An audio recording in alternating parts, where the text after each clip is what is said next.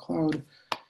And the Facebook thing is very weird because it always starts off sort of midstream, and there's a lot of figuring things out. So we're just going to start talking, and God willing, I'm just going to hope everything works out. Great. Okay. And how do I pronounce your last name? Lutch. Lutch. Okay, Lutch. Rabbi Lutch, thank you so much for joining us today. You are the Executive Director of MEOR and the Senior Executive Advisor for Aish HaTorah. Our paths somewhat should have crossed in the past at some point, but it's an amazing opportunity to speak to you today. Thank you very much for joining us. Jacob, the pleasure's all mine. Thanks for having me on. Fantastic. So if you could give us a little bit of background about your personal journey, in our pre-conversation, we spoke about this massive gap that you noticed in your own rabbinic career and leadership journey, and what you did to fill that, and how you got to where you are today. Sure. I think some people, when they're young boys or young girls, they know they want to either be a fireman or a nurse or a doctor when they grow up.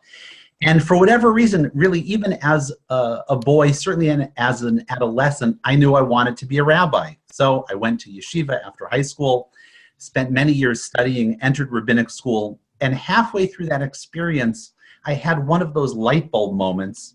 And from my experience, they happen when you least expect it. But I had one of those light bulb moments, and I said to myself, gosh, maybe the definition of a rabbinate should be broader than what we normally think of it. Normally, we think of rabbis as pastoral leaders, congregational leaders, and educators.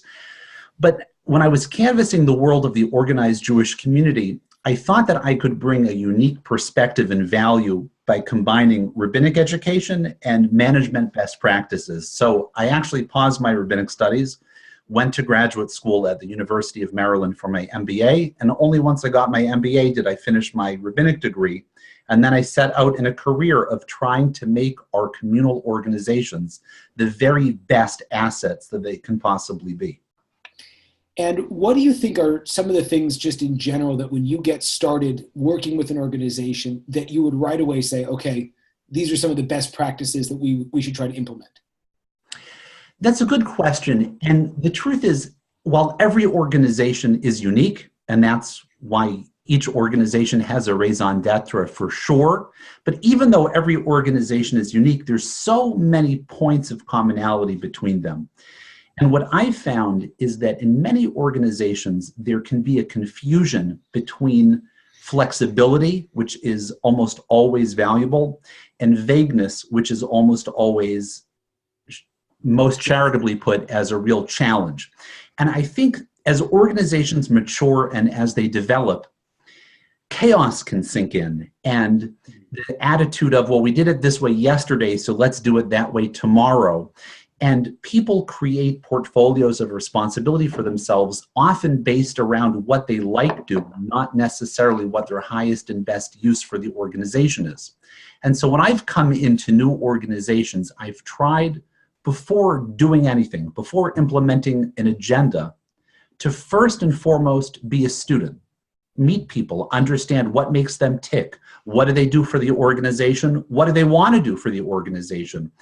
And I think if a leader can come in with the attitude of success means doing what's right for the organization, that's not necessarily what the leader had in his head the day he took his job. So I would say stopping to listen and understand really what is the playing field that we're all on, and then trying to make sure people are empowered to do the very best work that they can. Two thoughts based on what you just said.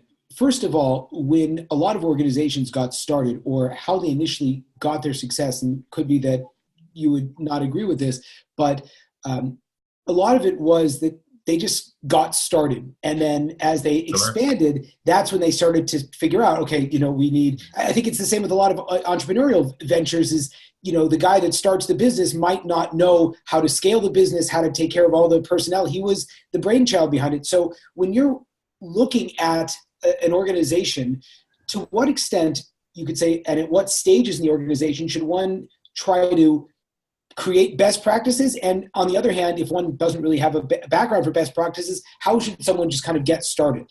There's a lot to unpack from that, because Look, you've been in the nonprofit space for a long time, as have I.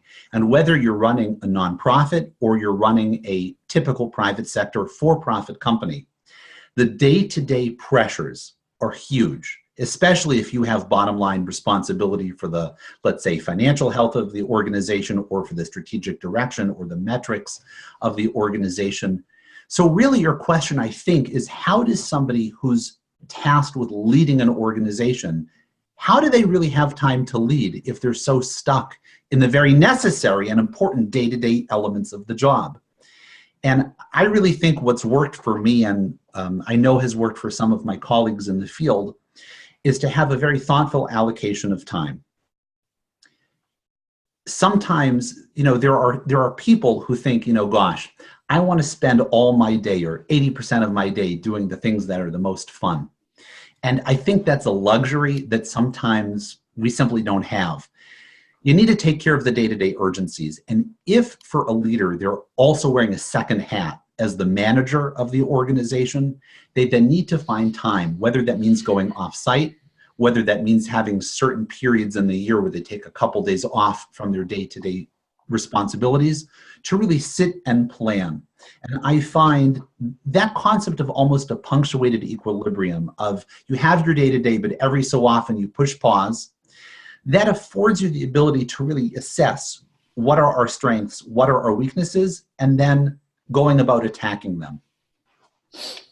A lot of people in our field and potentially other nonprofits or creative fields go into the work with a clear passion for one type of thing.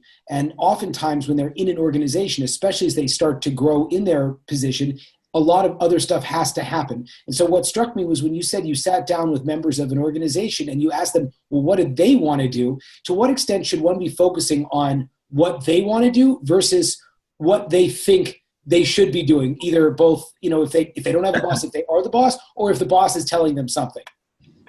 I think especially in the nonprofit sector, passion is the fuel of our business. And, typically people don't enter the nonprofit sector because that's the most amount of money they could make. It's not necessarily the most, it's not necessarily the grandest or most honorful career, where people start fawning over you, where you get the fancy suits and the nice corner offices. People enter the gritty world of not-for-profits because they care. And finding a way to marry their sustained passion with organizational aims is critical. Because if you just let everybody on your staff do what they want to do, they'll be happy, but your organization will lose its reason for existence. It just won't function. And at the same time, if you run your organization in such a draconian, such an authoritarian way as to say, this is the organizational mandate, will give you no room to be yourself, you'll lose your good staff because your good staff will find an environment that values their creativity more. So generally, I subscribe to the notion of investing in good people and finding a way to enfranchise them in the work because, just addressing what you said very straight on, imagine you engage someone on your staff and they're, let's say, an educator, and you want them to work with a teen population, but they really want to work with a young adult population. You and I both know teens and young adults, many, many miles between them. So they want to work with teens, but you want them to work with young adults. If you treat your staff member as just a staff member and not a partner in your work, they won't ever understand the strategic value of why you want them to work with the young adult population and why you're asking them to really forgo their primary passion in order to further your agenda, which maybe isn't their agenda. So I think the first step is to make sure your staff feels enfranchised, feels respected, and everyone understands the mission. Candidly, I did a huge project for an organization that has a very meaningful place in my heart and is a very well-known Jewish organization, and it's robust. It's a multi-generational organization. It's here to stay. They do a huge amount of work all over the world. And when I came into the organization, we took time, for the first time ever, I think, to canvass our faculty to canvass our stakeholders, our program participants, with very simple questions. What is our mission? We weren't looking for people to regurgitate, go to the website, type it in and say, click on the mission page and say, oh, our mission is blah, blah, blah. We wanted people just to stop and say, the organization from your vantage point. So what do you think our mission is based on what you know of what we do? And we were really surprised that even on a staff level, the people who live and breathe what we do 24/7, there was huge confusion actually as to what our mission is. So if you don't even know what the mission is, how do you start talking about goals and accountability and where we should be going and how you as a critical member of the team fit into that? So really, I think clarity of purpose is a huge part of it. Did you find that there's been a lot of resistance taking this route that you have of going and getting an MBA and then coming back into the nonprofit world? Was there a lot of resistance to that? Did you find that a lot of the lessons and the tools that you were learning in your program fit with what was going on? Or do you feel that a lot of these organizations are kind of like floundering because they don't have this component? Wow, there's a lot to think about there. I think, a leader isn't somebody who knows the right answer. A leader is somebody who's ultimately able to achieve the right answer, who's able to take what is maybe academic knowledge, and I don't really mean that with a capital A as in academia, but to take theory, to take ideas and execute them. And you could have the very best idea in your head, but if you can't get your team on board, I would argue you really weren't that impactful of a leader. And people are scared of change. And I found, and this for me was not intuitive at all, when you ask somebody, would you embrace an agenda of change? There really are only two answers, yes and no. When people say no, they're being honest. When people say yes, maybe they really think in their heart of hearts they mean yes, but they also mean no. Change is scary because, especially if you come into a new organization, people don't know you. You need first to develop a two-way repertoire of trust. And if you don't have a trusting relationship, you always will be looked at a little bit with a hairy eyeball. So I think trying to balance what a leader's agenda is with what is actually achievable. I like to call it the art of the doable. It's all well and good that you have ideas to hit 100 right out of the gate, but if it can't be achieved, it's not really worth a whole lot. So I have found in certain environments, the only way to get people to embrace change is if the current status quo is failing, and then people implicitly understand, well, change will be better than failing. But let's say you're good, and the mandate is to go from good to great.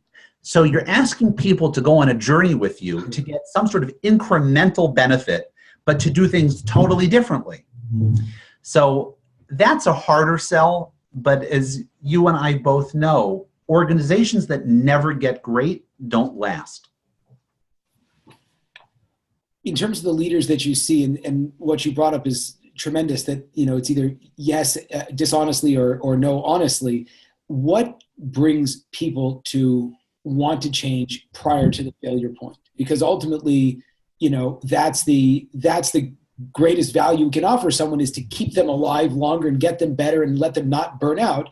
But at the same time, like you said, it's so hard if things are sort of working for me to risk change, risk failure, risk looking like an idiot, get an egg on my face because I learned a new skill set and I wasn't very good at it. So how do you kind of step in at that point? What do you have to say to facilitate that kind of growth? That's the real question at the end of the day. That's really the real question.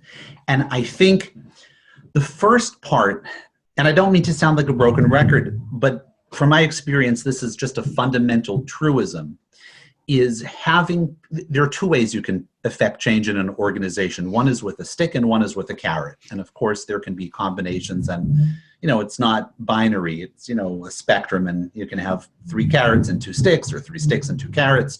But always, carrots are better than sticks, and you'll ultimately get greater buy-in. So the first step is having the ability to be articulate enough and to be a visionary enough to explain why the agenda of change is necessary.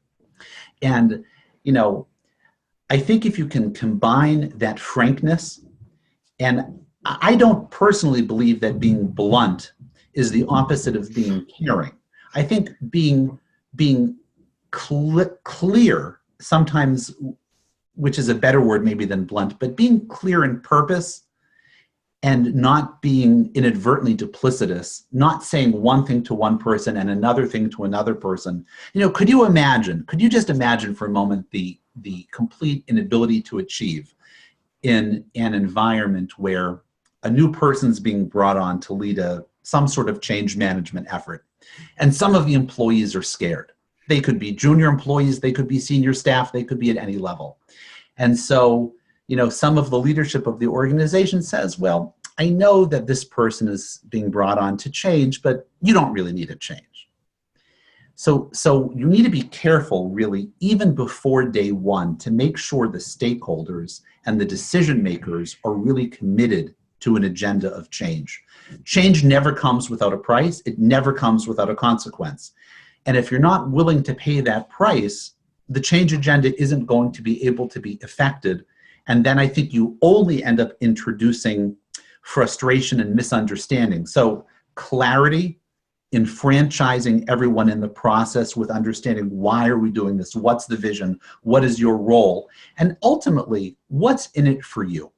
Because at the end of the day, if change is coming at the expense of long-term satisfaction or long-term impact, I'm not sure how you sell that to people. And so part of being an adult and part of maturing both personally and professionally and organizationally is being willing to sacrifice a short-term pleasure for long-term gain and success. And if you couch it in those terms, I think people intuitively can understand that. Speak for a second to the workers within an organization. I know you work extensively with leadership, but if you're working with someone that is, say, a high-value employee or just an employee in general, there's always that fear of either speaking up or being creative with, you know, losing your job or not being good. But then at the same time, I think you stifle your value as an employee if you don't have that courage to change, to get better, to sort of question authority, especially as you develop more specialty and experience within an organization. So how do you work with the worker, so to speak, and encourage him to take risks, and what are risks that are too big to take? Organizational culture really does come from the top, but it's critical at every level. At every level. The hallmark of a weak leader is paranoia and surrounding him or herself by weaker people than himself, because then he looks good by comparison. A strong leader doesn't mind dissent. A strong leader doesn't mind people who challenge the status quo and say, wait a minute, I know that we sell hammers, but there's this new thing called screwdrivers, and they're amazing. Let's talk about that. But in order for a leader, in order for an organization to foster and welcome and encourage that level of creativity, there needs to be, at the same time, a counterbalance of when decisions are made, people fall in line. At a board orientation that I gave recently to a local nonprofit here in the Mid-Atlantic region, close to Washington, D.C., there was a mix of older directors and new directors. They just brought in a crop of 4 new directors, which was a meaningful percentage of the board. And the question in the room turned to, well, how are decisions made? We had a conversation about what decisions does a board make and what decisions does a board not make, because a board and management aren't the same thing. There's a reason why a board hires, whether it's a head of school or a CEO or an executive director, but there are decisions for a board to make. And then we discussed, once we have clarity what those decisions are, what's the process for making those decisions? Of course, we want them to be data-driven, absolutely. And while there is leadership in a board, there's a chairman and a vice chairman, et cetera, when we're casting votes, everybody has the same one vote. And if the chairman is just looking for yes men, there's no point to have a board. Just give him your proxies. He'll have 7 or 12 votes, whatever it is, and everybody else can go home and not come out once a month to a 3-hour meeting. So I think the idea is, of course, we want to tell people, bring us your ideas. Tell us how we can do our business even better. Fight, advocate passionately for what you believe. Sometimes you'll impress upon your boss the merits of your argument and you'll win the day. Other times you'll fight a valiant battle and the consensus will be not like that.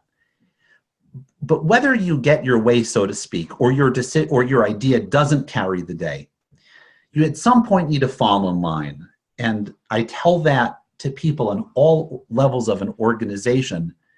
You're being hired not just to weld rivets, not just to punch a timesheet when you come in and punch a timesheet when you come out. Part of your value is your ideas, is the creativity you bring as a person and also from your seat within the organization, which is uniquely yours.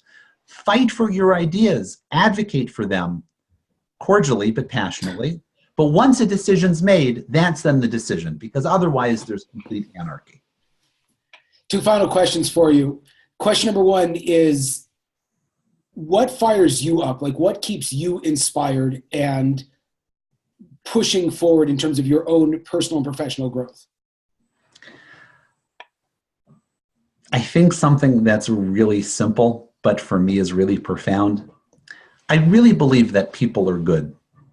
And management leadership isn't about telling people who they should be, telling people what they should do.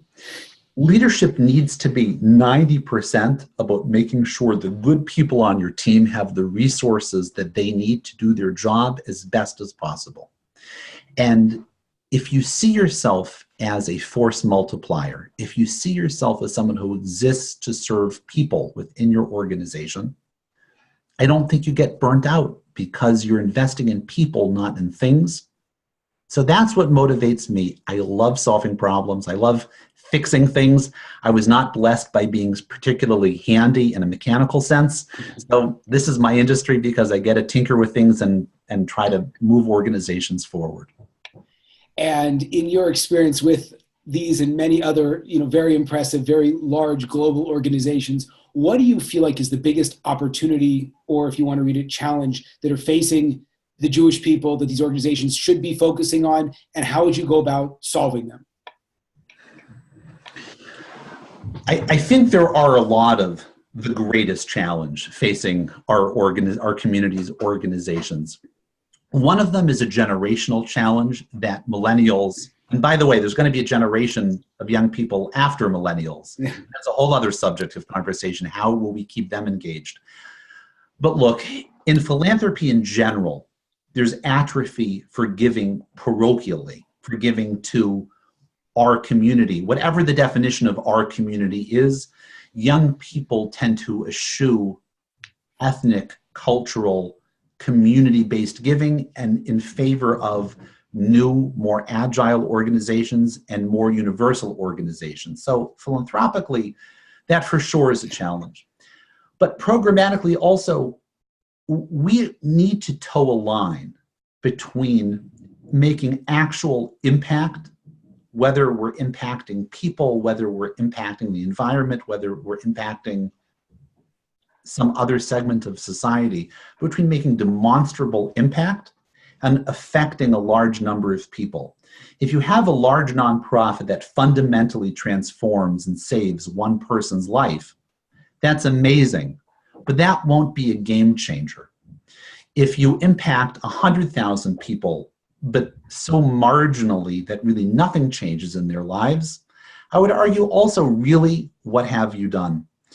So as people become savvy, as people approach their philanthropy really as an investment, and as they're exposed to ever greater professionalism in all of the other areas of their life, their nonprofit engagement, whether it's through philanthropy or volunteerism of their time, needs to have the same level of professionalism for them to be sustained partners in our work. And that's tough. Rabbi Lutch, thank you so much for your time. Where can people find out more about you or be in touch? People can certainly be in touch via LinkedIn. I think for better or for worse, I'm the only Hershel Lutch that's out there. And that's a good point to start a dialogue. Amazing. Thank you so much for your time. 100%, Jacob. Thank you. Okay, we are off. Thank you so much. This was great. Was it okay for you? It was fabulous. It was exciting. It was fantastic. You're very And kind. okay, so now that we